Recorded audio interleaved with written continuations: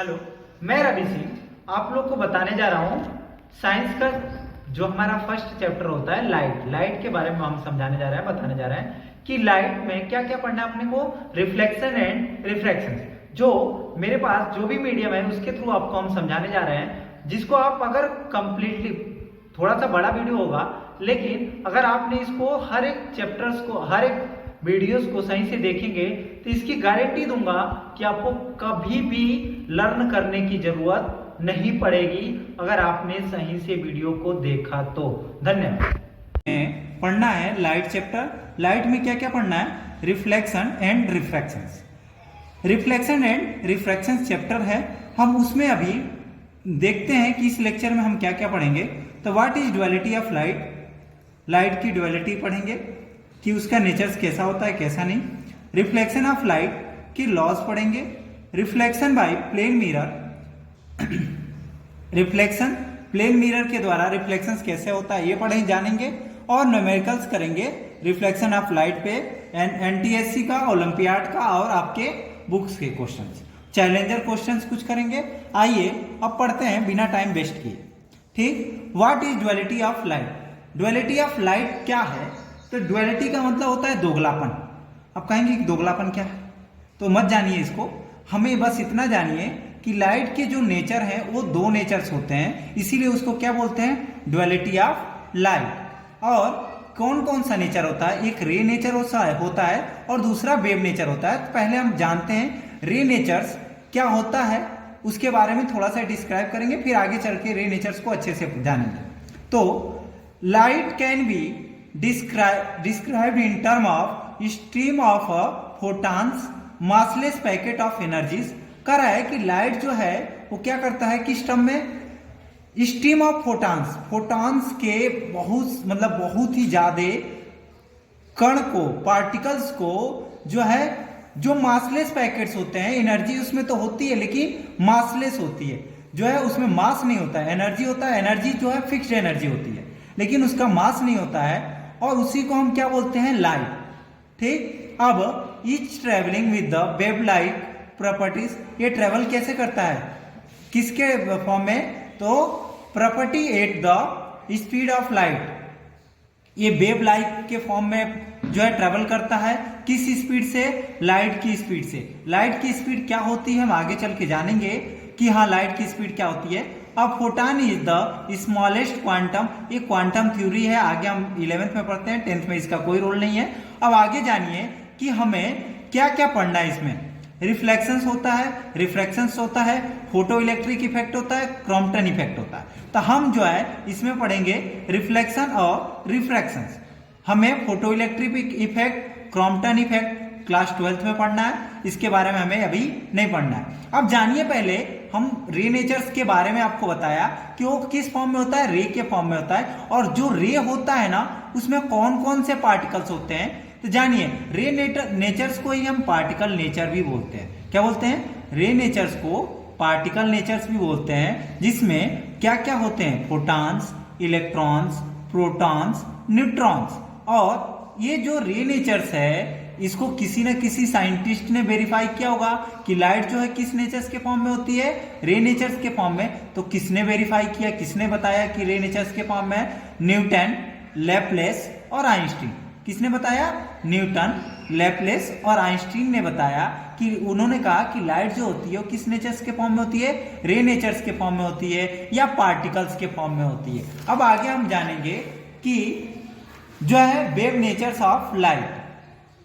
ठीक, उसके पहले हम जान लेते हैं कि लाइट जो मोशंस होता है लाइट का, वो कौन सा मोशन होता है? Rectilinear motion. रेक्टिलिनियर मोशंस का मतलब होता है लाइट जो होती है वो सीधी रे के फॉर्म में जाती है, स्ट्रेट लाइन में जाती है, इसीलिए उसको बोलते हैं रेक्टिलिनियर मोशन। अब पढ़ें वेव नेचर ऑफ लाइट।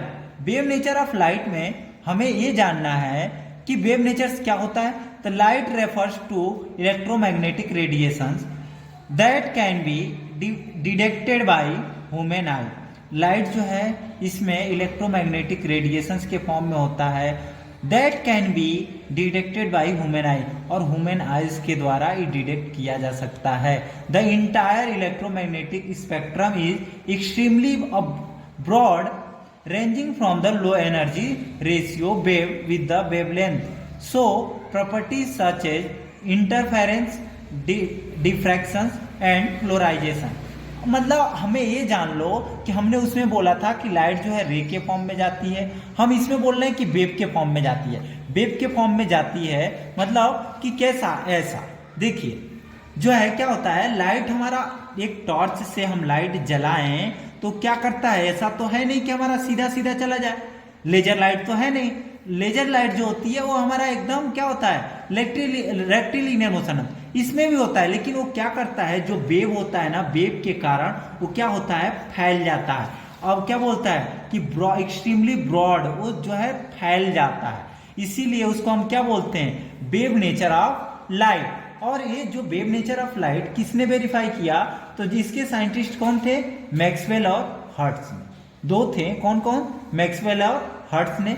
अब इसमें जानिए, इसमें भी पार्टिकल्स होते हैं, वो पार्टिकल्स क्या करते हैं, वेव करते हैं, कंपन करते हैं, इलेक्ट्रोमैग्नेटिक वेव कहलाते हैं। उस पार्टिकल्स को क्या कहते हैं, इलेक्ट्रोमैग्नेटिक वेव। और जिसको उस मतलब किसमें होते हैं सारी चीजें, लाइट हम हमारे पे पड़ रही है, हम पे या आप पे, ठीक। आगे अब पढ़ते हैं रे नेचर ऑफ लाइट। रे नेचर ऑफ लाइट क्या होता है, हमने उसके बारे में भी थोड़ा सा डिस्कस किया था, उसको अच्छे से पढ़ते हैं कि कैसे हम उसको बोलते हैं रे नेचर ऑफ लाइट। उसके जो पॉइंट्स हैं, पॉइंट्स के बारे में जाने, रे नेचर ऑफ लाइट्स के कुछ पॉइंट्स हैं उसके बारे में हम जानते हैं। Light also have the properties of the particles, मतलब बोल रहा है कि लाइट की जो प्रॉपर्टीज होती है वो किसका, property of the particles. Light also has, light के पास क्या होता है, प्रॉपर्टी ऑफ पार्टिकल्स, पार्टिकल्स के प्रॉपर्टीज होते हैं। The intensity of light varies depending on the number of particles. कह रहा है कि लाइट की इंटेंसिटी किस पे डिपेंड करेगी, नंबर ऑफ पार्टिकल्स पे। किसके पार्टिकल्स, लाइट के पार्टिकल्स पे। कैसे कहेंगे कि इंटेंसिटी ऑफ लाइट कैसे डिपेंड कर रहा है पार्टिकल्स पे, तो हम ये देखेंगे कि जैसे हमें इस कॉपी पे दिख रहा है, तो हमें कॉपी पे कभी जो है ब्राइट दिखेगा, कभी डार्क दिखेगा। तो किसके कारण, अगर लाइट इस पे ज्यादा पड़ेगी तो ये ब्राइट दिखेगा, लाइट हमें इस कॉपी पे कम पड़ेगी तो हमें डार्क दिखेगा। तो देखिए वही सेम चीज हम आगे बोल रहे हैं कि bright light has many particles. Bright light में क्या होता है, बहुत सारे पार्टिकल्स होते हैं, वाई, जबकि डार्क लाइट है फ्यूअर पार्टिकल्स, डार्क लाइट में कम पार्टिकल्स होते हैं। These particles of light are called photons. और उन पार्टिकल्स, लाइट के पार्टिकल्स को क्या कहते हैं, फोटॉन्स। हमने अभी पढ़ चुका हूं कि लाइट के पार्टिकल्स में क्या क्या होते हैं, फोटॉन, इलेक्ट्रॉन, न्यूट्रॉन्स। आगे देखिए, लाइट जो है जो ट्रेवल करती है किसके स्पीड में ट्रेवल करती है, बताया था मैंने स्पीड ऑफ लाइट, हम उसको अब बता रहे हैं और अच्छे से डिस्क्राइब कर रहे हैं। देखिए, light travels at the speed of light of about 3 lakh kilometre, 3 lakh kilometre पर सेकेंड। एक सेकेंड में जो लाइट की स्पीड होती है कितनी, 3 लाख किलोमीटर जो है वो तुरंत एक सेकेंड में ट्रेवल करती है। या हम इसको ये बोले कि लाइट की स्पीड को हम c से डिनोट करते हैं, किससे, c से। तो c equal to 3 into 10⁸ metre पर सेकेंड। 10⁸ मीटर कैसे आया, तो जानिए कि ये किलोमीटर में था पहले, हमारा मीटर में जाने के लिए 1000 से मल्टीप्लाई करेंगे, मतलब 3 जीरो और इसमें ऐड हो जाएगा, इसीलिए यहाँ पे 5 जीरो था, जब 8 जीरो होगा तो 3 इंटू 10⁸ मीटर पर सेकेंड हो जाएगा। और ये स्पीड कहाँ पे होती है, वैक्यूम में।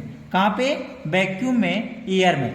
वैक्यूम और एयर क्या होता है, देखिए, when in a vacuum such as the outer space where no matter is present, मतलब बोला है कि वैक्यूम किसको बोलेंगे, किस आउटर स्पेस को बोलते हैं जहां पे कोई भी मैटर अवेलेबल ना हो, कोई भी मैटर प्रेजेंट ना हो जो लाइट को रोक सके, कि लाइट ट्रेवल करने में रोक सके। Light travels straight forward, light कैसे ट्रेवल करती है, स्ट्रेट फॉरवर्ड करती है, सीधा सीधा लाइट ट्रेवल करती है। That is called rectilinear motion, पहले भी बता चुका हूं, रेक्टिलिनियर मोशन ऑफ लाइट। अब देखिए आगे कि several photon is single line constitute a light रे। कह रहा है कि सेवरल फोटॉन्स, अगर बहुत सारे फोटॉन्स मतलब क्या, वही पार्टिकल्स, लाइट के पार्टिकल्स, तो तो अगर वो सिंगल लाइन में ट्रेवल करते हैं एक साथ, कंस्टिट्यूट अ लाइट रे, उसी को हम क्या कहेंगे, लाइट रे।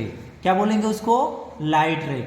लेकिन जब सेवरल लाइट रे, बहुत सारे एक साथ लाइट रे अगर जो है ट्रेवल करें, तो constitute of a light, beam of light, तो इसको क्या बोलेंगे, बीम ऑफ लाइट। बहुत सारे लाइट रे एक साथ ट्रेवल करें तो जो है उनको क्या बोलेंगे, बीम ऑफ लाइट। लाइट रे किसको बोलेंगे, सेवरल लाइन में बहुत सारे फोटॉन्स ट्रेवल करेंगे, सॉरी सिंगल लाइन में बहुत सारे सेवरल फोटॉन्स ट्रेवल करेंगे एक साथ, तो उसको लाइट रे बोलेंगे। लेकिन क्या बोलेंगे, बीम ऑफ लाइट किसको बोलेंगे, जब सेवरल लाइट रे एक साथ ट्रेवल करेंगे, उसको बीम ऑफ लाइट बोलेंगे। हमें पढ़ना है फेनोमेना ऑफ लाइट, किसके फेनोमेना पढ़ना है, रिफ्लेक्शंस के। तो उसमें गुण पढ़ना है, गुण उसमें क्या गुण होता है रिफ्लेक्शंस का, मतलब हमें पढ़ना है कि लाइट की जो फेनोमेना है, गुण है, वो क्या होता है, कैसे होता है रिफ्लेक्शंस, ये जानना है। तो वेन उसके पॉइंट से 3 उसको हम जानेंगे और आगे फिर हम आगे बढ़ेंगे। देखिए, when a ray of light falls on a smooth polished surface, कह रहा है कि लाइट जब गिरती है, कहाँ गिरती है, स्मूथ पॉलिश्ड सरफेस पे, द लाइट रे bounce back into the same medium, तो क्या होती है, बाउंस बैक हो जाती है, मतलब वो उसी से फिर गिर के फिर क्या हो जाती है, निकल जाती है फिर, और इनटू द सेम मीडियम में। This is the called reflection of light, उसी को हम क्या कहते हैं, रिफ्लेक्शन ऑफ लाइट। हम बताएंगे कि उसका सेम मीडियम कैसे होता है, कैसे नहीं, पूरा फिगर बना के हम आपको समझाएंगे। देखिए, दूसरा पॉइंट है, the incident light ray which lands upon the surface is said to be reflected away the surface, the ray that bounce back is called reflected ray. कह रहा है कि देखिए यहाँ पे कि इंसिडेंट रे आया, इंसिडेंट लाइट रे गिरा और ये पॉलिश्ड सरफेस है, इस पे गिरेगा तो ये बाउंस बैक होगा, तो the land upon the surface is said to be reflected ray, और ये आया फिर रिफ्लेक्ट होके चला गया, तो इसको रिफ्लेक्टेड रे बोलेंगे, इसको इंसिडेंट लाइट रे बोलेंगे, इसको रिफ्लेक्टेड लाइट रे बोलते हैं। ठीक, तो the ray that bounce back is called reflected रे। अब यहां समझ लीजिए, ये इंसिडेंट लाइट रे बोलते हैं, क्यों, उसको आई से डिनोट करते हैं, और आया सेम रिफ्लेक्ट क्या बोलते हैं, पॉलिश्ड सरफेस पे गिरा, गिरने के बाद ये बाउंस बैक हुआ, तो इसको रिफ्लेक्टेड रे बोलते हैं, और उसी को यहाँ पे हमने दिखाया है, उसको बता रहा। आगे देखिए कि the perpendicular which is drawn on the surface is called normal. और ये परपेंडिकुलर जब हम इन दोनों के किससे परपेंडिकुलर ड्रॉ करते हैं, किससे, जो हमारा मिरर है, जो हमारा पॉलिश्ड सरफेस है, उसके परपेंडिकुलर जो हम ड्रॉ करेंगे उसी को हम क्या कहते हैं, नॉर्मल।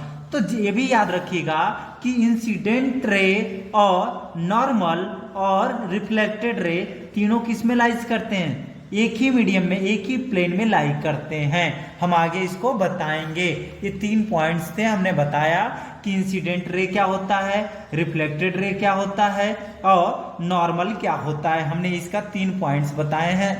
आगे हम पढ़ेंगे कि लॉज ऑफ रिफ्लेक्शंस, क्या लॉज होते हैं रिफ्लेक्शंस के, कैसे रिफ्लेक्शंस होता है कैसे नहीं, तो उसके बारे में जानेंगे। जो लॉ होते हैं वो 2 लॉ होते हैं, और वो कैसे होता है कैसा नहीं आगे देखते हैं। देखिए, द लॉ क्यों अप्लाई होती है उसके बारे में पहले पढ़ लेते हैं। The law of reflection determine the reflection of incident light रे।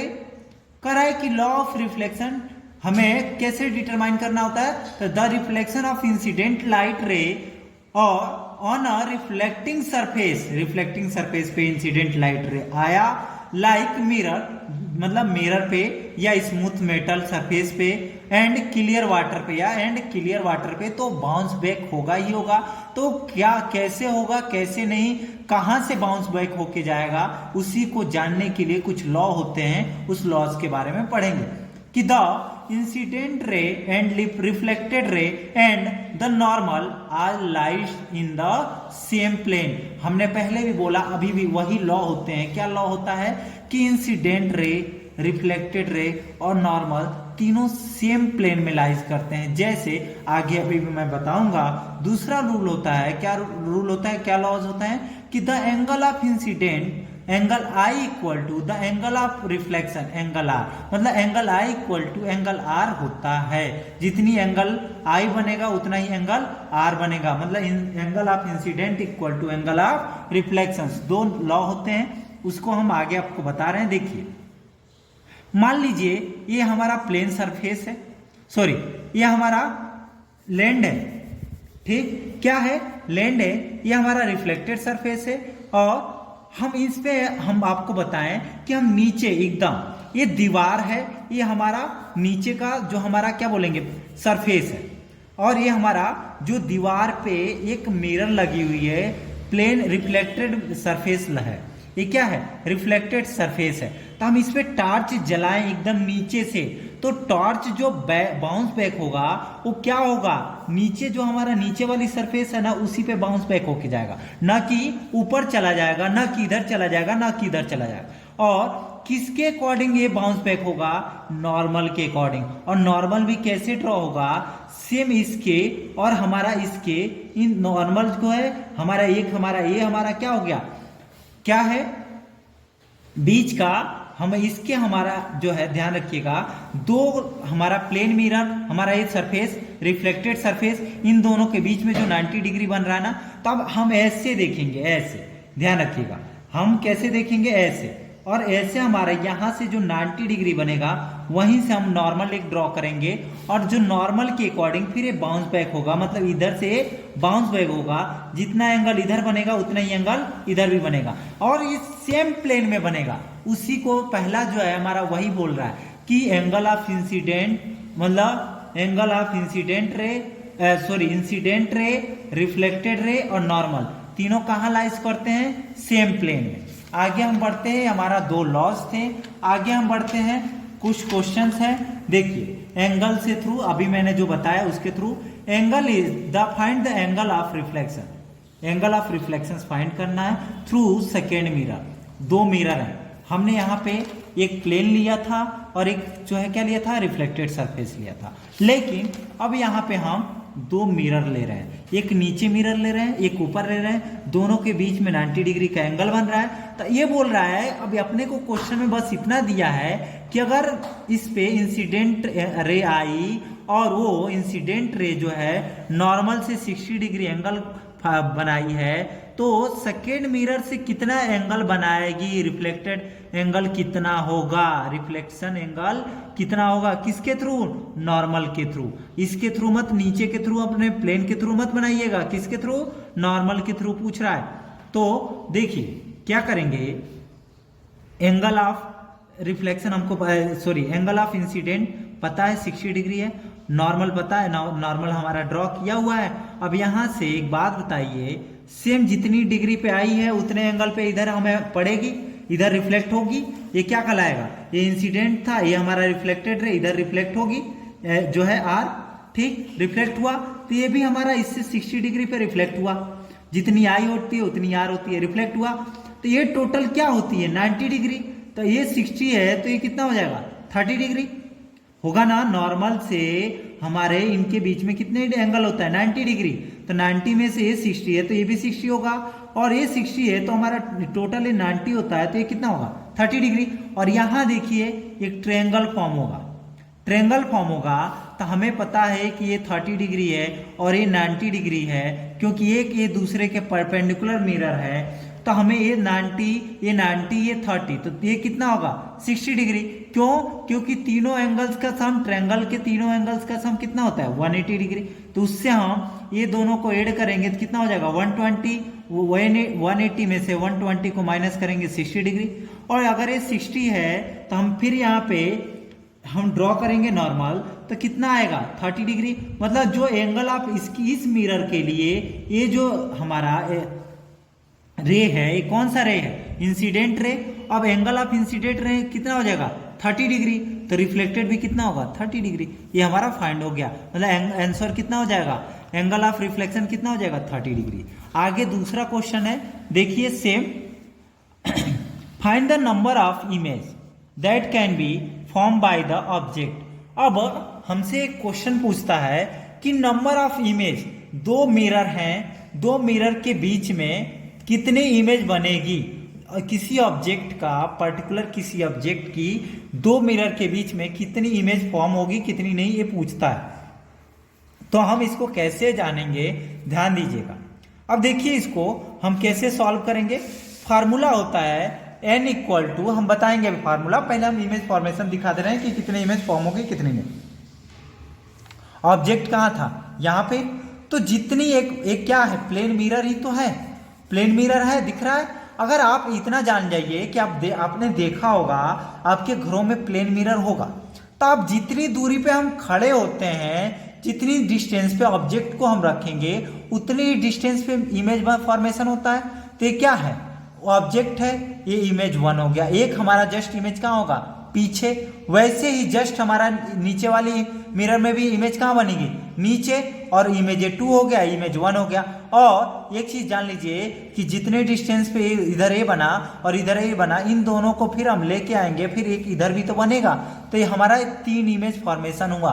अगर ये इसका एंगल कितना था, 90 डिग्री, ये हमने बना के दिखा दिया। लेकिन इसके लिए नॉर्मल हम आपको एक फार्मूला बता देते हैं। जब भी इमेज फॉर्मेशन पूछेगा कि कितनी इमेज फॉर्म होगी कितनी नहीं, किसी भी मिरर के, दो मिरर के बीच में, तो उसके लिए ध्यान रखिएगा कि दोनों मिरर के बीच में एंगल फाइंड करना आना चाहिए, या एंगल दिया होना चाहिए, गिवन होगा। तो फार्मूला क्या होता है, n इक्वल टू, मतलब number of image equal to 360 minus theta, theta minus 1, 360 upon में थीटा, सॉरी 360 अपॉन में थीटा माइनस 1। थीटा क्या होता है, एंगल। मैंने क्या बोला अभी आपको कि ये दो मिरर के बीच में एंगल अपने को पता होना चाहिए, गिवन होना चाहिए। तो हम आराम से निकाल सकते हैं। जैसे यहाँ पे 3 इमेज फॉर्मेशन हो रहा था, तो देख लीजिए n इक्वल टू क्या होगा, 360 अपॉन में कितना है, 90 माइनस 1, तो 90 4 जा 360, सॉरी 4 0 से 0 कट जाएगा, 9 4 जा 36, 4, अब 4 माइनस 1 कितना आ गया, 3, n इक्वल टू 3, मतलब इमेज फॉर्मेशन कितना हुआ, 3। देख लीजिए आगे। अब image formation by plane mirror, अभी हमने जो है अब इसका पढ़ेंगे कि प्लेन मिरर में इमेज फॉर्मेशन कैसा होता है कैसा नहीं। अब नेचर ऑफ इमेज, इमेज का नेचर कैसा होता है देखते हैं, लेकिन पहले हम उसको समझते हैं। देखिए अगर प्लेन मिरर है, क्या है अपना, प्लेन मिरर है, तो जितने डिस्टेंस पे ऑब्जेक्ट होता है उतने डिस्टेंस पे हमारा इमेज भी बनता है कि नहीं। मतलब angle I equal to angle R दोनों क्या होते हैं, 0 0। क्यों, किस कंडीशन में 0, कि हमारा ये जाएगा सीधे रिफ्लेक्ट होके चला भी आएगा। तो एंगल I और एंगल R क्या होता है, 0 0। अब एक चीज जान लीजिए आप कि इसकी कुछ ना कुछ हाइट तो होगी। अब देखिए जितनी डिस्टेंस हमारा, मतलब इमेज ऑब्जेक्ट की जितनी डिस्टेंस मिरर से होती है उतनी डिस्टेंस पे इमेज भी बनता है। मतलब V और U क्या होता है, सेम होता है। क्या होता है, जितनी डिस्टेंस, इसको U से डिनोट करते हैं इमेज की, ऑब्जेक्ट की डिस्टेंस को, और V से डिनोट करते हैं इमेज की डिस्टेंस को। अब हमें पता है कि उतना ही डिस्टेंस पे इमेज पीछे बना है। अब एक चीजें बता दीजिए, क्या ये तो हमारा सीधे लेके गए तो सीधे रिफ्लेक्ट हो जाएगा, लेकिन अगर हम यहाँ पे देखिए प्रिंसिपल एक्सिस हमने एक ड्रॉ किया है, अगर इस प्रिंसिपल एक्सिस से लेके गए हम जहाँ पे खड़े थे वहां पे, तो वो जितनी एंगल से और इंसिडेंट होगा उतना ही रिफ्लेक्टेड एंगल होगा। मतलब अगर 20 है तो ये भी 20 हो जाएगा। मतलब अब ये देखिए आगे, तो इसकी हम नेचर्स को जानते हैं कि नेचर्स कैसा होता है। और देखेंगे आप प्लेन मिरर में जितनी हाइट हमारी होती है, ऑब्जेक्ट की हाइट होती है, उसी हाइट का सेम इमेज की भी हाइट होती है, वही हाइट सेम होती है इमेज की भी। अगर आप प्रैक्टिकली जब खड़ा होके आपने मॉल गए होंगे, मॉल में आपने देखा होगा, घर पे अगर बड़े जो मिरर नहीं लगे होंगे, बहुत सारे लोगों के घर पे प्लेन मिरर भी बहुत लगे होते हैं, बड़े बड़े मिरर लगे होते हैं जिसमें आप देख सकते हैं। लेकिन आपने इस चीज को प्रैक्टिकली जाके देखिएगा, मॉल में जाते हैं आप, तो आपने देखा होगा कि जितनी हाइट आपकी होती है उतनी हाइट हम आपकी इमेज की भी होती है, ठीक। और वो क्या होता है, सीधा बनता है, ठीक। और क्या होता है, लेटरली इन्वर्टेड होता है। लेटरली इन्वर्टेड के मतलब क्या होता है कि जेब आपका इधर का उधर दिखाता है। लेफ्ट, अगर आपका जेब जो होता है वो लेफ्ट साइड है तो आपका जेब किधर दिखाएगा, पॉकेट किधर दिखाएगा, राइट साइड दिखाएगा। अगर आप लेफ्ट हैंड ऊपर करेंगे तो उसमें इमेज में अपना राइट हैंड ऊपर होता है। तो क्या बोल रहा है, देखिए इसका नेचर्स क्या होता है, same size as that of the object,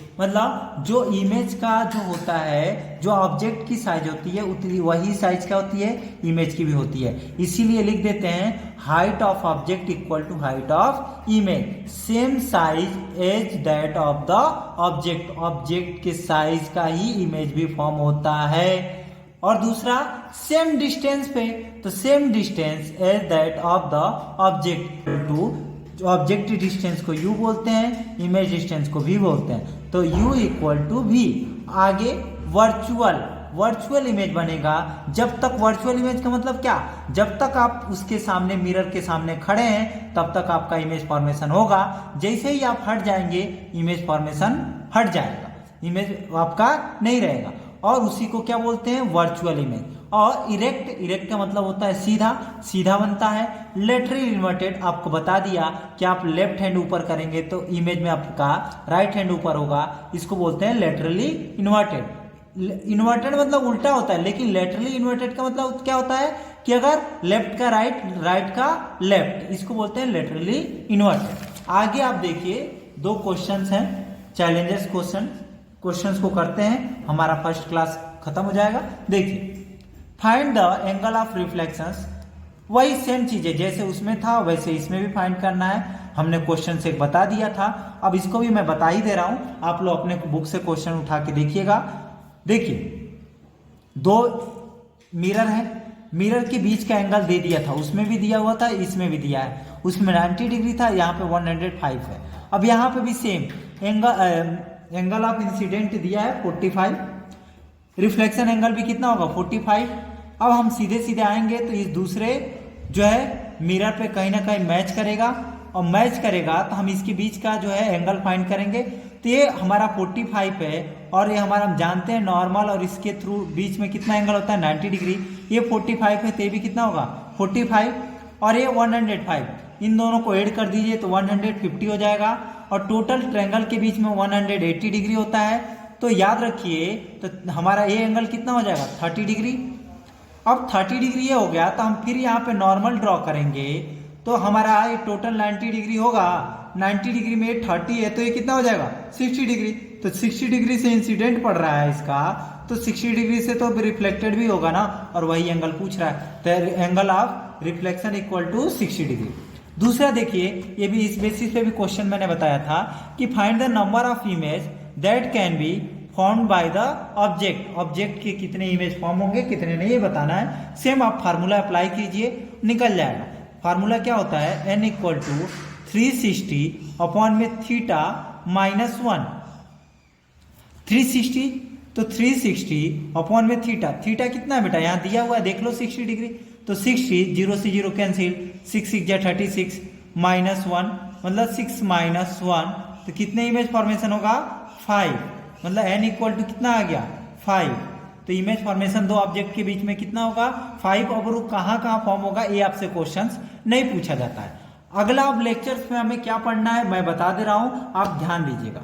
अगले लेक्चर में अपने को पढ़ना है कि रिफ्लेक्शन थ्रू स्फेरिकल मिरर। अभी हमने पढ़ा कि रिफ्लेक्शन थ्रू प्लेन मिरर, लेकिन आगे किस में पढ़ेंगे स्फेरिकल मिरर। स्फेरिकल मिरर अब कितने टाइप्स के होते हैं 2 टाइप्स के, आपको पता होगा कनकेव कन्वेक्स, उसका पूरा रिफ्लेक्शंस पढ़ेंगे कि कैसे होता है रिफ्लेक्शंस कैसे नहीं। रूल ऑफ इमेज फॉर्मेशंस, रे डायग्राम जो है इमेज फॉर्मेशंस कैसा होता है उसके रूल्स पढ़ेंगे, उसके रे डायग्राम बना के दिखाएंगे हम। यूजेज ऑफ स्फेरिकल मिरर, ये कहाँ स्फेरिकल मिरर के यूज कहाँ होते हैं ये भी हम बताएंगे। प्रीवियस ईयर्स के क्वेश्चंस करेंगे उसके रे डायग्राम्स के, और चैलेंजर्स क्वेश्चन